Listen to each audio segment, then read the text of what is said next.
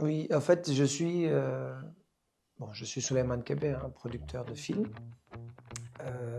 depuis plusieurs années. Je suis juriste de formation, mais j'ai côtoyé le cinéma depuis 2010 et j'ai commencé à produire depuis 2012.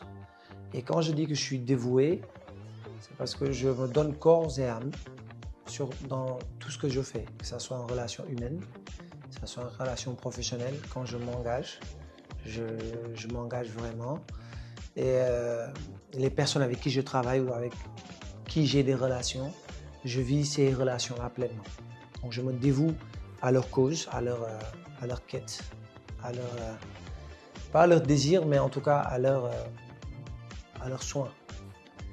Et c'est comme ça que je travaille aussi professionnellement. J'essaie de faire de telle sorte que les gens avec qui je travaille se sentent respectés, se sentent aimés et se sentent accompagnés.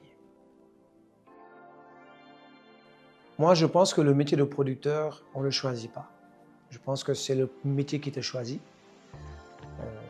Parce que moi, en fait, je me suis toujours cherché. Hein. J'ai fait beaucoup de choses, comme beaucoup de gens, hein, mais j'ai été mannequin, j'ai été acteur, j'ai été régisseur, j'ai fait beaucoup de choses. J'ai eu un journal que j'ai créé. Mais pendant toutes ces étapes-là, je ne savais pas ce que je voulais faire, parce que je n'avais pas encore trouvé. En fait. Et la production, une fois, j'ai été pris comme régisseur à Saint-Louis, dans un festival que j'organise maintenant, que je co-organise. J'étais régisseur et je suis parti là-bas. Et j'ai rencontré un marché. C'était un marché de Tunk où les gens pitchaient leurs projets.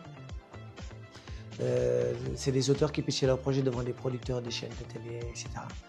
Et je voyais les producteurs parler de business, de stratégie, de contrat, de droit. Je fais, oh, tout ce qu'ils disaient me touchait, quoi, me concernait, me parlait. Je dis, et je les ai côtoyés, je les ai vus parler et je me disais, ce qu'ils font là, je peux le faire. Et puis en plus, moi je suis un cinéphile, parce que j'ai vu que certains aussi étaient juste des financiers. Moi je savais que j'avais aussi un côté artistique aussi.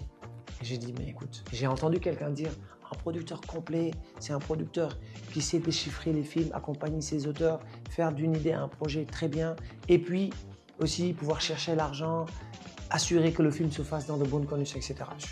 Je peux faire ça. C'est comme ça que j'ai décidé de me renseigner. Il n'y avait pas d'école de formation au Sénégal en production, mais il n'y avait qu'en France. J'ai tenté le documentaire. J'ai fait l'école documentaire de l'USAS en France. Et je suis rentré, j'ai ouvert ma boîte. Et voilà quoi. Et me voilà producteur comme ça. Actuellement, moi, mon actualité, c'est principalement produire des films. Donc là, en l'espèce, on va faire un tournage qui commence lundi. C'est lundi qui arrive. C'est un premier long métrage de Yorombaï. Le film s'appelle Fagadaga. Retenez bien ce titre. On va en reparler que dans quelques temps.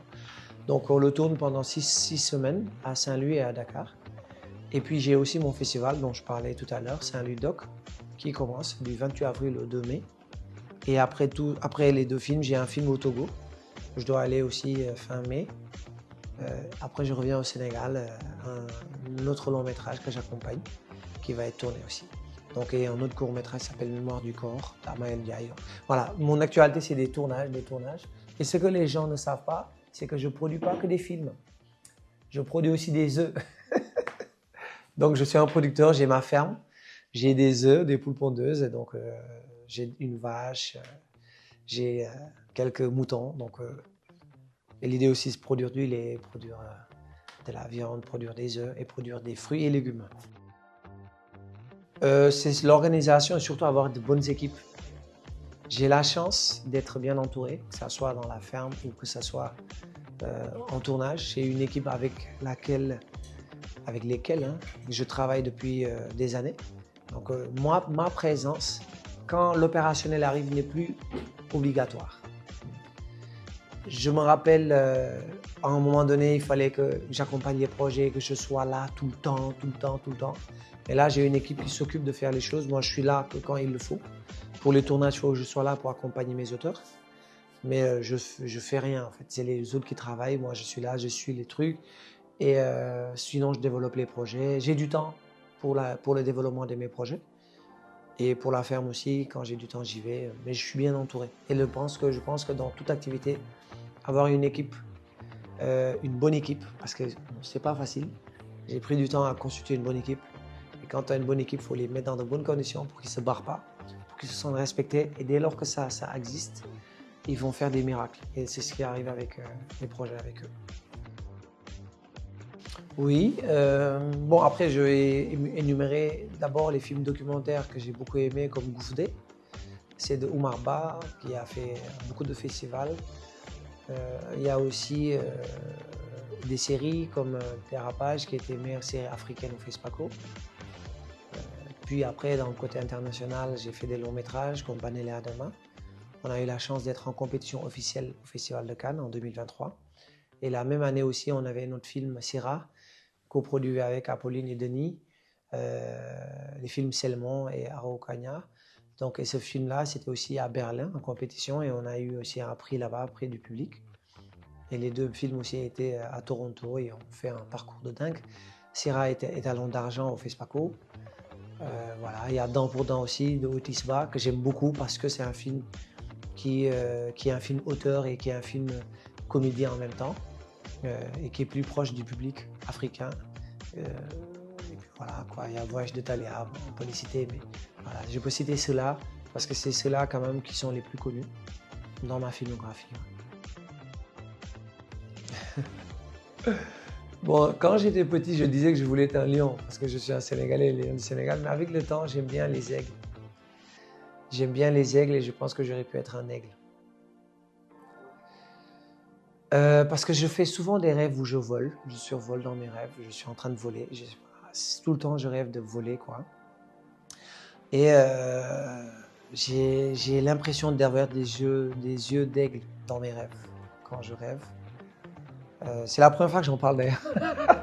Et je m'identifie beaucoup. Quand je vois les aigles, je me sens bien.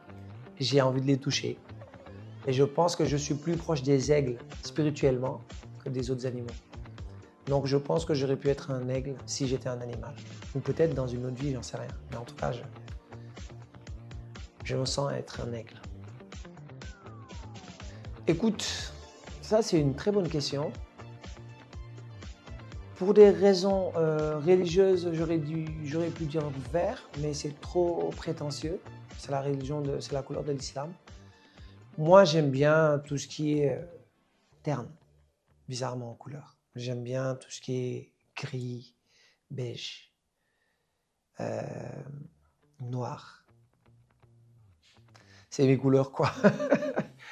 Je sais pas pourquoi, mais voilà. J'aime bien le bleu aussi, mais voilà. Mais j'aime bien ce qui est terne. J'aime bien le gris, le beige, mais pas en porter, à regarder en fait. À porter, j'aime bien le bleu, le marron, mais en regarder des couleurs, des tons, j'aime bien regarder tout ce qui est terne.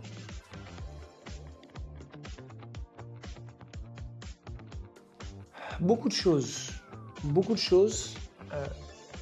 Je suis déjà beaucoup plus proche à mon téléphone qui vibre. Je vais couper. Attends. Hassan Boyna, rappelez, je suis en une interview. C'est mon équipe au Sénégal. Attends, je mets mode avion. Le tournage, c'est lundi quand même. Donc, je vais reprendre. Le marron me fait penser à beaucoup de choses. Déjà, moi, je m'identifie beaucoup plus au marron par rapport à moi, parce qu'on dit que je suis noir depuis que je suis petit. Je me regardais, je disais pourquoi on dit qu'on est noir? Moi, je ne suis pas noir, quoi.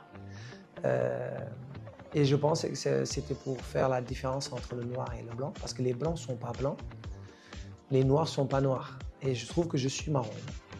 Je trouve que je suis marron. Et j'aime bien le marron parce que pour moi, ça me rassure. C'est une couleur qui me rassure, qui me satisfait. J'aime bien aussi tout ce qui tourne autour de moi, même la nourriture. Le chocolat. J'adore le chocolat. J'aime bien les châtaignes avec les marronniers. Mais pour moi, si on va dans la philosophie, dans la spiritualité, je pense qu'aussi c'est la solidité, la fermeté, la rigueur et l'assurance. C'est ça que ça me renvoie à ça. Et ça me renvoie aussi à ma communauté, à mon peuple. ce qu'on appelle les noirs, qui sont marrons. Donc voilà, c'est une appartenance, c'est ma communauté, c'est une couleur que j'aime, c'est vraiment, voilà. Le marron, c'est moi et c'est les autres aussi qui me ressemblent.